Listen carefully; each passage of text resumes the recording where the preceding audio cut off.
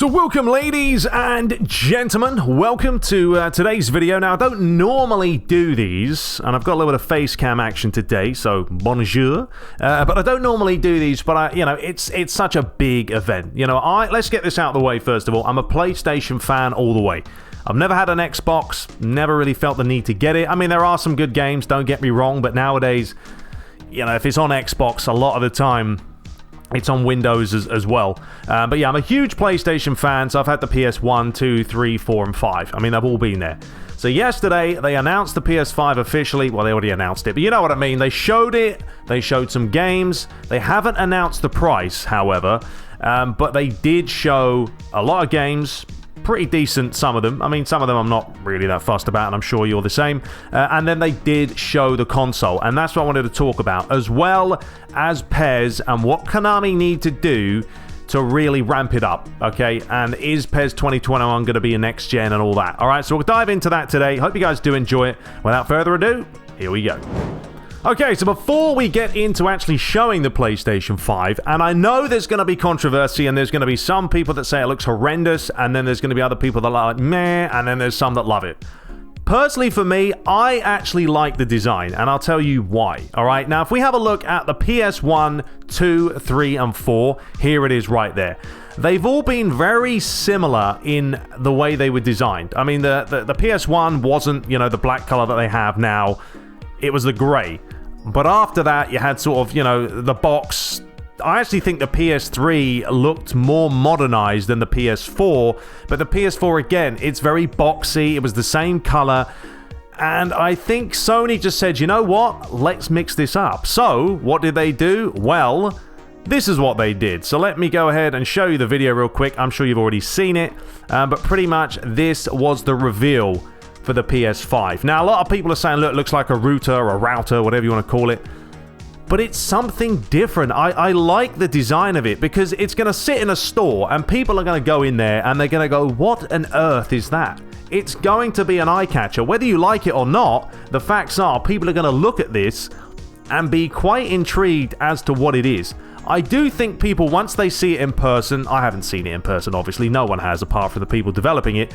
I think when you see it in person, you very well might say, okay, that does actually look quite slick. Now, they've gone for the white and the black combo because of the pad, all right? The pad is white, they've gone for that kind of color scheme. Sony never really do different colors. I mean, you get the one color and that's it. This isn't the Nintendo Switch, so whether they're going to mix it up, maybe have, a black on white, a white on a black, kind of mixing it up. Maybe not. I don't really know. But I think they'll just come out with this to start with. Then there'll be a slim, etc., etc. But personally, I like the design of it. I think it looks quite good. So if we actually go down to this image, you've got the normal PlayStation 5. That's going to have the disc, right? There it is. You can see it. Slot the disc in. Bob's your uncle. And then you're going to have the digital edition, very much like Xbox have the same. So, I don't know. Let me know your thoughts. Would you pick up the disc or the digital? Personally, the digital is slimmer. All right, you can see that. It's not as wide because obviously this is, harboring the disc itself. But I think I'd probably go for the disc. I just feel like as much as digital is very, very much now the thing, I still think if you're old school, I think kids, if the younger generation will say, you know what, we get digital. The older probably want the disc. So for me personally, I'm going for this one. But yeah, I actually like the look of it. Say if you do, say if you don't, let me know in the comments. Always intrigued. Here's a look at it on the side. And, once again, I do like it. They've gone for the LEDs. You can see the blue coming out the top and the bottom. There's not a lot of stuff going on. Very minimal ports. You've got basically a USB-C right here, which will be nice because there's no problems if, we've all had it. Which way does the controller go in? Does it go up? Does it go down? A USB-C? It's not a problem. Just whack it in the hole. So yeah, USB-C, you got the eject button and probably the power there. But, looking at it on the side, look, there's a little stand you can see there at the bottom. But you've got to remember, peeps, once you got this at home, it's going to be sitting on your desk, sitting on your shelf, and you're not going to care what it looks like. Honestly, you're not. You can say right now it looks ugly, it looks horrendous. You're soon not going to worry about it, honestly. So, up to you. Up to you. If you don't want to buy it purely because of the looks, then that's your prerogative. But for me, I'm not too fast. I think it looks decent. The controller as well. I have to say I do like the controller. I've never, and once again, I'm not doing an Xbox versus PS4 here or PS5 comparison. Not doing the whole fanboy debate. If you like Xbox, that's great. If you like PS5, 4, 3, whatever, that's great as well. But I've never been a fan of the Xbox controller. I thought it was very clunky, very big. I don't have the biggest hands, so it just doesn't work for me. I do like the PS4 controller because it's so small. It just works. Now, this looks bigger. It looks like they've made some tweaks, and it is looking more like an Xbox controller. But until I get it in my hands, don't really know. The PlayStation button up there, it looks a lot larger. Obviously, the speaker now, they've got some way better audio. Obviously, the 3D audio that they've got going. The touchpad, we haven't really seen how that's going to work. But yeah, let me know your thoughts below about the design. I mean, there's a lot of talking about the design, but I do think it's quite, an important thing to talk about. They've obviously spent a lot of time on it. But when you compare it to that, those look quite boring. Honestly, they look rather stale. I just think Sony have said, you know what, let's go for something that's a little bit more of a showboater. You see it in the store, you go, cool, blimey, what is that? It's a PS5, is it? Yeah, well, it looks quite nice. Some people might say it's ugly, but there you go. Now, obviously, the specs are right here. I'm not going to worry too much about that. I mean, it supports 8K graphics, which is mad. 120 hertz refresh rate, 3D audio. They had a demonstration, obviously, of the Unreal 5 engine that they showed on the PS5, which, once again, it looks stunning. The SSD will provide 825 gigs of storage, 5.5 gigs of performance per second and all that. And Sony is requiring that all games be installed to the internal SSD to make use of the read speeds. Now, the thing is, these games are going to be massive. Massive. Look at Warzone now on the PS4. You're talking over 100 gig. So 825 gigs of storage is not a lot, really, when you think about it. And obviously, you're probably going to have to upgrade it unless you want to delete games, etc., which I do already. It's got a custom AMD chip, will provide 10.28 teraflops of power using variable frequencies on both the CPU and GPU. Obviously, it's customized for the PS5. And yeah, that's pretty much the specs. Let me know your thoughts on the controller. Do you like it? Let me know. So yeah, that's kind of the PS5 in a nutshell. Let's quickly have a look at some of the games that were shown. Some were kind of like, meh, this looks like a Switch game, and some were a lot more intriguing. I very much did like the Spider-Man trailer they showed at the beginning with Miles, so I don't know if this is going to be a full-fledged game or if it's kind of a follow-on from the last one. And then the last one was brilliant. I thoroughly enjoyed it. I thought Insomniac Games did a phenomenal job with Spider-Man, so that was a nice one to see. They had the Kena Bridge of Spirits. See, these types of games are less interesting for me. You might enjoy them, nothing wrong with that. But I'm more of, I don't know, I'm not into the cartoony anime area. Ghostwire Tokyo, though, did look quite good. Horizon Forbidden West, I mean, this is a game that is going to look stunning. I mean, you are going to get blown away when you see how good these games will look, especially when you got a 4K OLED TV, whatever you have. It's going to look phenomenal. And obviously, if it's a PS5 exclusive, it's going to look better. Bugsnax, this was kind of a game that was a bit of a laugh. I mean, that was like, I don't know what you're showing there. Resident Evil was a bit of a surprise. I don't think too many people are expecting them to whip out Village Resident Evil. So, why'd you keep popping up, mate? Go away. Coming 2021. So there you go. You've got Deathloop. This was another game that I thought looked brilliant because I don't know, the teleportation, everything about it was very well done. It's a very unique style, very unique, I think, gameplay. Once again, time will tell how well it is, how good it looks, how well it plays. But I really like the teleportation here when you can just teleport, bosh, straight into the guy's face. And there you go. Of course, if you want to see the whole stream, I'll leave it in the description. There was a lot of people watching it, so go ahead and do that. The Returnal right here, there was take the role of an astronaut. So if you like some space action, Jet the Far Shore. These are, once again, not games that I'm too interested about. And then the other announcements, they did, of course, show Gran Turismo 7. The sound is one thing that I'd like them to fix, because Gran Turismo has always struggled with, a lot of the cars sound like vacuum cleaners. I don't know. So the sound, it sounded better, but we'll see.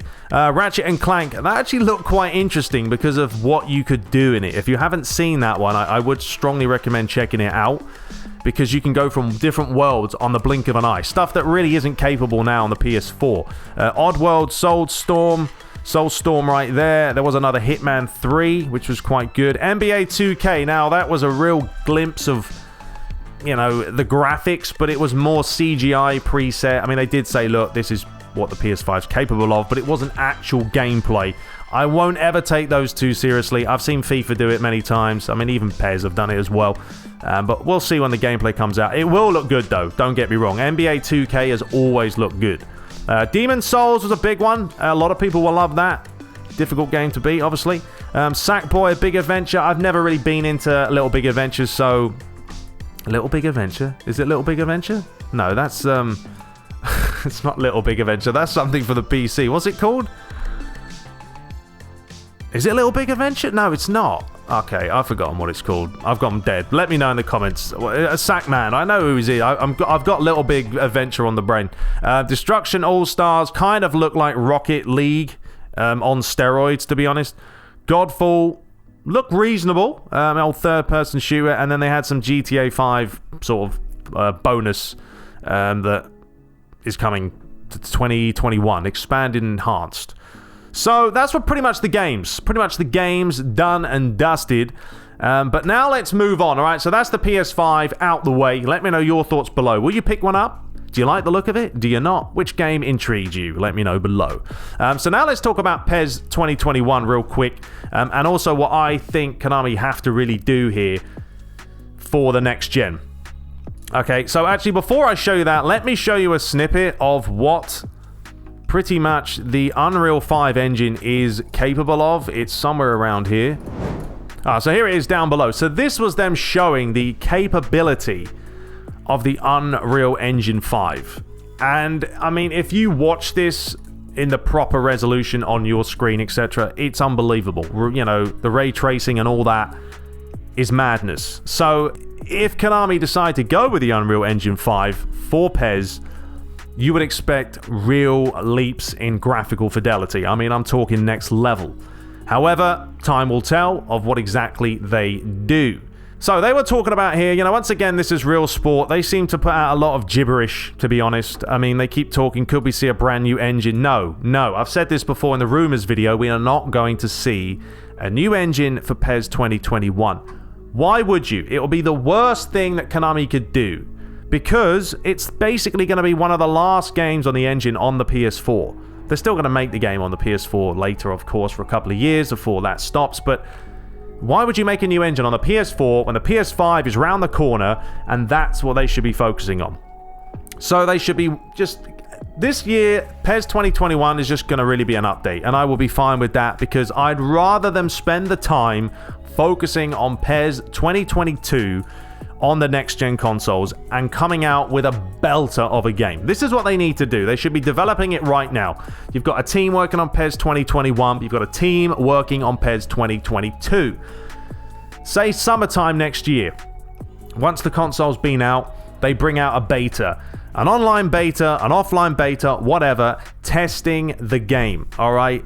I know they're going to want to try and hide it and be like, oh, well, this is what's coming out. But no, look, if you want a good, solid game that's going to come out and it's not going to be full of bugs and errors like PES 2014 was, Konami have to say, look, we're going to bring out a beta in summertime of 2021. Yeah, it'll be 2021.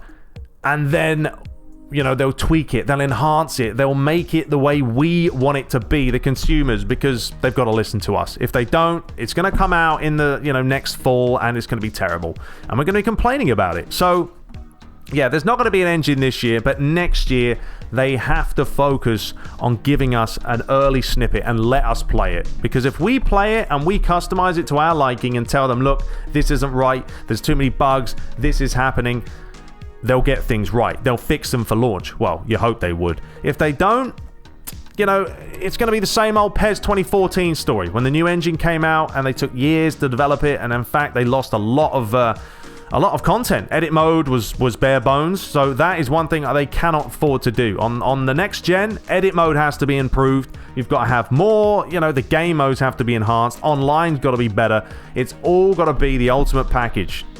So Konami, pull your finger out and let's get it going. There's a bit of talk here about PES Mobile. Currently, it does use the Unreal Engine, so it's not beyond the realms of possibility. I mean, honestly, look, it's PES Mobile. Let's not get carried away here. I don't play it. I know some people do, and they make money off of it, sure. But their primarily focus should not be, on the mobile game. No, focus on the next gen. And then they say PES 2021. They do say unlikely. Yeah, I mean, I'd say more than unlikely. It's not going to happen at all. Anyway, let me know your thoughts below. Just want to do a quick video today about that, about the PS5, because I'm excited for it. I mean, I don't know the price. I'd probably say at least $499, if not more. I mean, you have to remember that, things are getting more expensive now. I mean, you pay how much for an iPhone? $1,200? $1,100? I mean, it's madness how much you pay for a phone. A console's going to last you 5, 6, 7 years. So shipping out or spending $500, $600 is not the worst thing in the world. It's still a lot of money. Don't get me wrong. You guys will want to start saving now. But I would say the price is going to be around the 500 mark. Keep it kind of consistent with the way they've been putting out the different PlayStations over the last couple of decades. So there we have it. Let me know your thoughts below. We'll return with Master League. Once I do move, by the way, I'm going to put out way more videos because I'm going to have way more time. So yeah, the Master League will continue, and I will start doing highlights of 2-3 matches just to get it done and out of the way. Anyway, let me know your thoughts below. Till next time, take care.